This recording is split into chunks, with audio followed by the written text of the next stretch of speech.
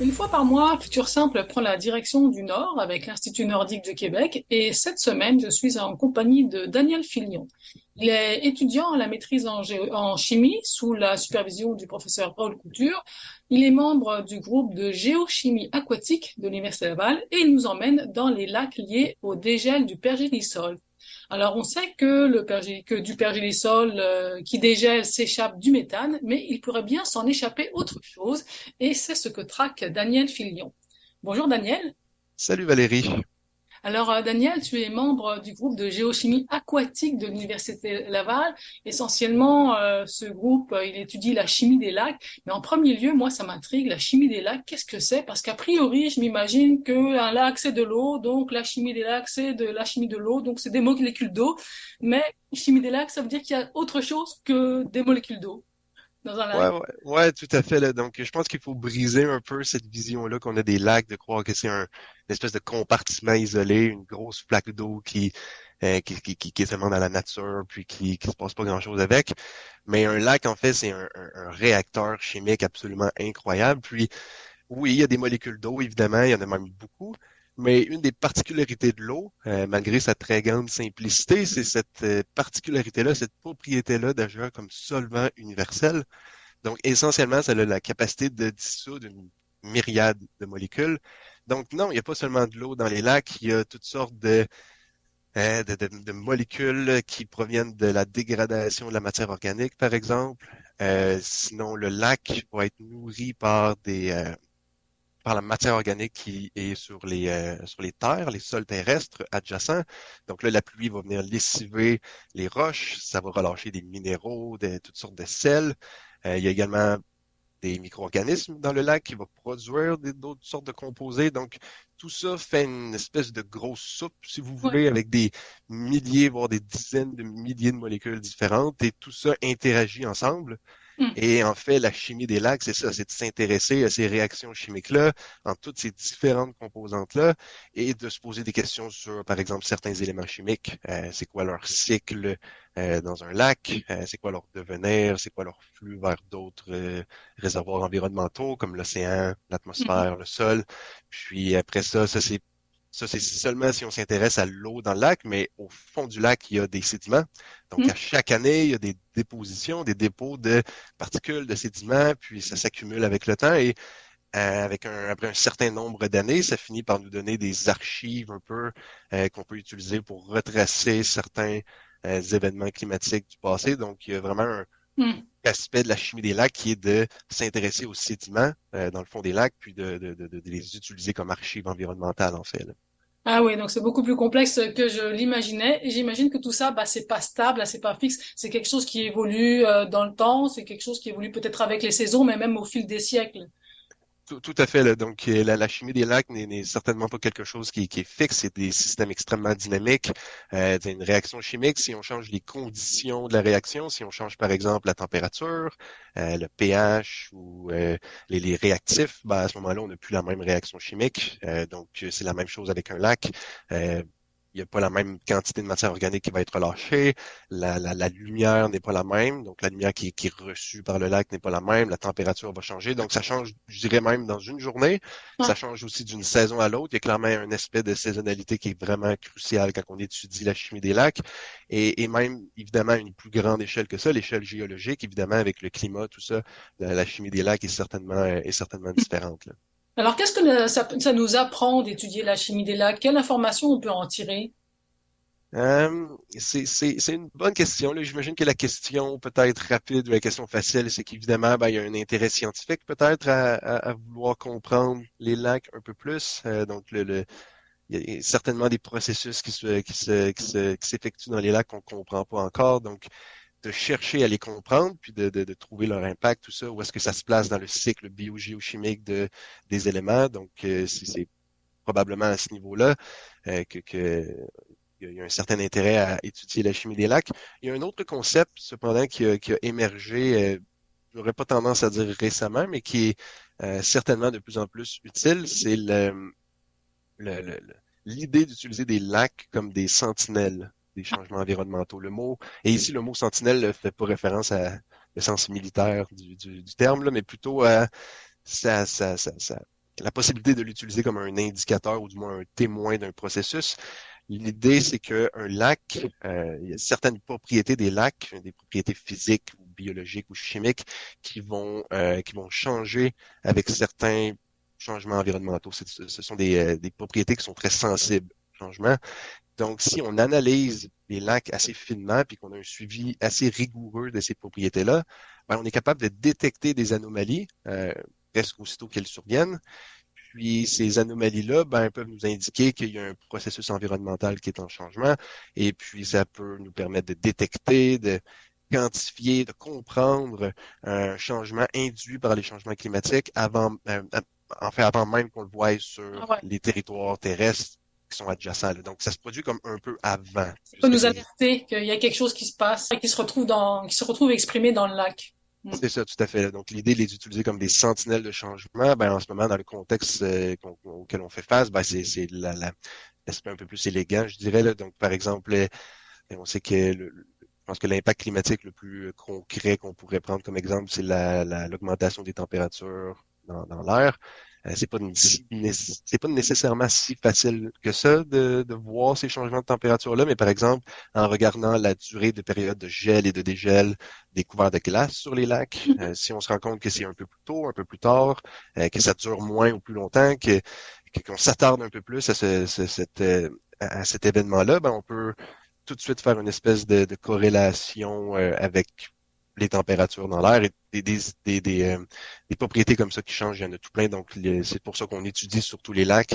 C'est pour cette idée-là de sentinelle. Bah alors, donc c'est pour ça qu'on étudie les lacs, mais comment on fait pour étudier la chimie d'un lac? Est-ce qu'on va en bateau sur le lac avec une éprouvette, on récolte un petit peu d'eau? Comment on échantillonne finalement un lac? Ouais, l'image de l'éprouvette me fait toujours rire, là, mais je pense que je peux vous confirmer que j'ai jamais vu quelqu'un avec une éprouvette sur le terrain, là. Il y a certainement des bouteilles puis des viales, là, mais l'éprouvette est pas dans notre préparation. Mais le bateau, oui, certainement, là. Donc, je pense que la première chose qu'il faut mentionner pour l'échantillonnage d'un lac, c'est que les lacs, c'est le travail de préparation incroyable que ça prend en amont. Euh, donc, en fait, comme n'importe quelle mission nordique, il y a beaucoup de préparation à ces terrains-là. Donc, premièrement, bon, disons qu'on a déjà pensé au site d'études où est-ce qu'on allait aller, puis qu'on a choisi, sélectionné les lacs qu'on voulait échantillonner, qu'on a regardé les images satellitaires, tout ça, qu'on sait les lacs qui vont être les plus intéressants euh, pour ce qu'on veut analyser. Ben, on va faire après ça un choix sur qu'est-ce qu'on veut analyser. Je pense que ça, c'est peut-être la partie clé de la réponse. Tout dépend de ce qu'on veut échantillonner. Donc, en chimie, on peut, comme je disais tout à l'heure, analyser toutes sortes de composantes, de molécules, d'éléments. Donc, donc, ce qui va un peu gouverner notre préparation, puis comment qu'on va échantillonner sur le terrain, c'est vraiment ce choix-là. Donc, si on veut échantillonner l'eau d'un lac, ben oui, faudrait, dans le meilleur des cas, pouvoir se rendre sur le lac. Donc, on va utiliser un bateau. La plupart des morts qu'on échantillonne, du moins dans le nord du Québec, et même au Nunavut, là, sont assez petites. Donc, c'est pas tout à fait des bateaux, ça va plus être des zodiacs, Mhm. des petites embarcations, là. Donc, on se rend sur le bateau, sur le zodiac, on arrive sur le lac.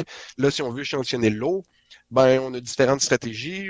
Je pense que celle qui est la plus privilégiée, c'est de simplement utiliser une pompe. Donc, on a un tuyau qui est relié à une pompe péristaltique. On met une extrémité du tuyau à la profondeur désirée, où est-ce qu'on veut échantillonner. Le tuyau est gradué, donc on a une indication de où est-ce qu'on est en profondeur. Puis après ça, on active la pompe. Et l'autre extrémité du tuyau est avec nous dans le bateau. Donc, on va simplement sortir, puis on échantillonne, on remplit nos bouteilles, par exemple.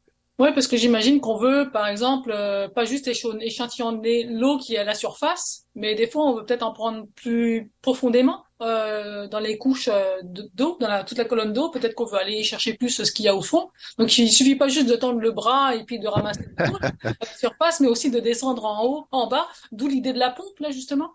Tout à fait, là. Donc, souvent, ce qu'on va vouloir faire, c'est par exemple, si on veut étudier un élément chimique en particulier, ben on va surtout s'intéresser à son profil dans la colonne d'eau. Donc, par exemple, on va regarder la concentration de cet élément-là à force de pénétrer plus Mhm. profondément dans le lac. Donc, on va établir des profils comme ça de plusieurs éléments. Donc, il y a tout à fait un aspect intéressant de vouloir échantillonner la colonne d'eau au complet à des intervalles toujours connus, donc par exemple aux 10 cm, aux 5 cm. Donc, la surface, c'est une chose, le fond, c'en est une autre, puis il y a toute une chimie qui se passe entre les deux. Là, les lacs sont très rarement mélangés. Euh, donc, la chimie qui est vraiment au fond n'est pas la même que à la surface. Là, il y a vraiment une stratification qui se fait. La stratification peut être physique, donc la température peut changer du bas. En fait, elle change entre les deux, mais aussi certainement les différences au niveau des éléments chimiques qu'on retrouve là. Euh, donc ça, c'est pour la partie échantillonner l'eau. Des fois, on va vouloir filtrer l'eau directement sur le terrain. Donc, on a des seringues, des filtres. Donc, on filtre l'eau pour retirer, par exemple, les micro-organismes qui vont consommer la matière organique, qui vont modifier, en fait, notre échantillon, là. Un défi de taille, je crois, c'est que on veut garder notre échantillon le plus représentatif possible du milieu naturel où est-ce qu'on l'a prélevé. Donc, il y a vraiment une espèce de bataille un peu contre la nature de vouloir le garder le plus intact possible, si vous voulez, là. Alors, je disais en introduction que tu t'intéresses aux lacs liés au dégel du pergélisol. Est-ce que tu peux nous rappeler un petit peu ce que c'est le pergélisol? Qu'est-ce que c'est un lac de pergélisol ou un lac thermokarstique, comme tu les appelles? Et pourquoi ça devient intéressant de les étudier, ces lacs-là, dans un contexte de changement climatique? Ouais, donc tout d'abord, le pergélisol, c'est par définition officielle, c'est du sol, donc des roches, des sédiments, des minéraux, même des bulles de gaz. Donc c'est vraiment le sol au complet qui est gelé pendant un minimum de 2 années consécutives. Donc, ça, c'est la définition officielle. Donc, c'est pas seulement de la glace. C'est vraiment, il y a plusieurs pergélisols qui sont riches en glace. Il y en a d'autres qui le sont un peu moins. Donc, le pergélisol, c'est pas simplement de la glace. C'est vraiment le sol. Et ça, c'est important de faire la nuance puisque le pergélisol ne fond pas, il dégèle. Mais la glace qui est contenue à l'intérieur, elle va fondre. Et là, si on se retrouve avec un sol qui est riche en glace et dans lequel la glace fond, ben on peut s'attendre à ce qu'il y ait des creux qui se forment un peu partout, là, et le terrain devient un peu moins stable, si vous voulez. Et là, ça va rendre le sol moins stable. Tout ça, il va y avoir des effondrements à certains endroits et ça va créer des trous. Et ces trous-là vont se remplir avec de l'eau avec le temps et éventuellement, on va avoir un lac dit de thermokarst, donc vraiment un impact direct du dégel du périgélisol. Ce sont ces lacs-là dans le nord du Québec, là, dans les sites d'études où on va, il y en a plein, là. Il y en a des centaines, des milliers, il y a vraiment toutes sortes de lacs de thermokarst là-bas.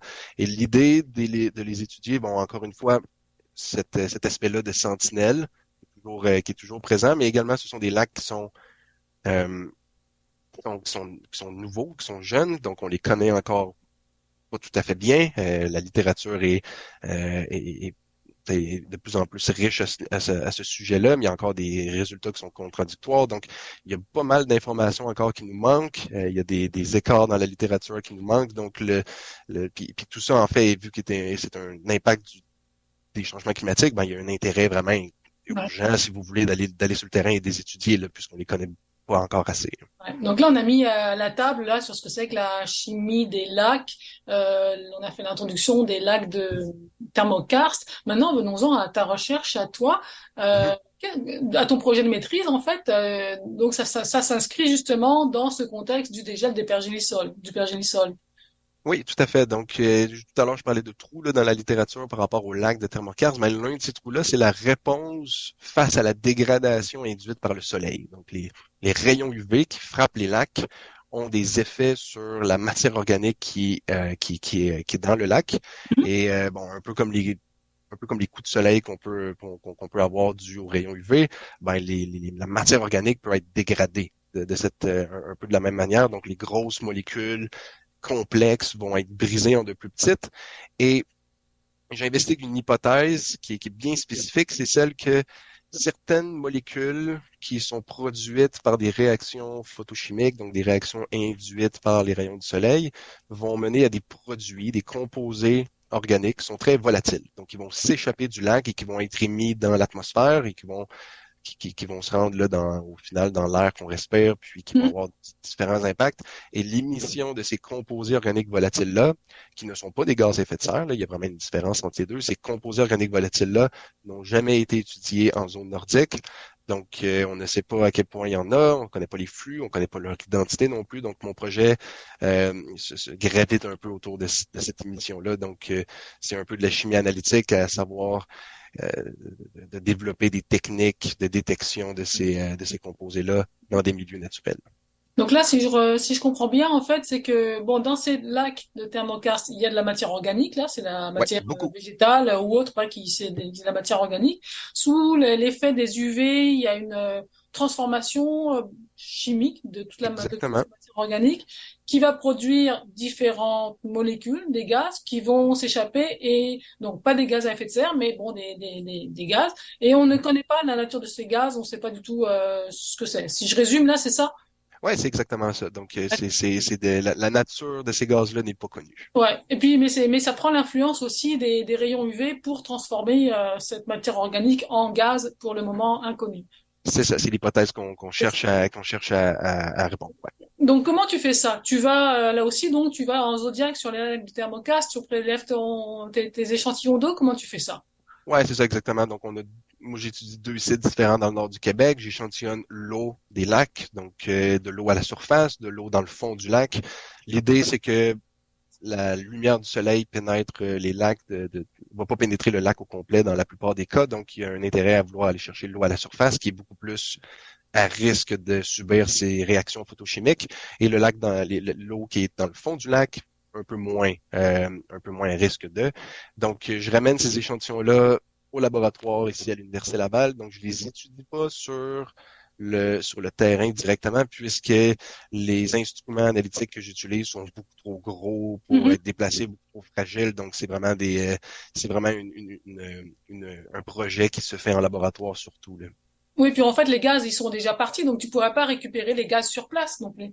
C'est ça, exactement. Il y aura un défi à ce niveau-là. Donc, j'ai pas le choix de ramener les échantillons ici au sud, là, disons. Puis là, le défi, en fait, c'est de créer une espèce de montage expérimental qui réplique les conditions Voilà, auxquelles les lacs sont exposés. parce qu'il faut finir par les exposer aux UV, ces C'est ondes ça. échantillons, pour reproduire comment là-bas sur place ils sont exposés aux UV et émettre des gaz que tu vas pouvoir analyser ici au laboratoire. Exactement, là. Et ça, c'est la partie un peu excitante du projet, là. Donc, c'est Ouais. de réussir dans des conditions complètement différentes, de recréer le même type d'environnement. Donc, il faut premièrement, par exemple, un soleil. Donc, il a fallu que je m'interroge à savoir comment je fais pour répliquer le soleil en laboratoire, là. C'est pas nécessairement facile. Donc, par exemple, j'utilise une lampe qui est quand même assez sautée, là. C'est une lampe à arc électrique au xénon. Et donc, avec ça, je peux irradier mes échantillons que j'ai ramenés du Nord. Puis là, j'ai tout un système qui me permet d'analyser, de caractériser tous les produits qui sont émis dans la phase gazeuse suite aux réactions photochimiques qui se produisent. Et puis est-ce que tu fais varier le temps, la durée d'exposition aussi? Ben en fait, ça, c'est ce qui va gouverner le temps d'exposition, c'est à quel point ça prend du temps avant que les molécules Ah, se produisent. Donc, on voit vraiment dans mes différentes expériences que après quelques minutes, il commence déjà à y avoir l'émission de composés organiques volatiles. Puis, si après 30 minutes, par exemple, je n'ai plus de signal, ben c'est que les réactions se sont terminées.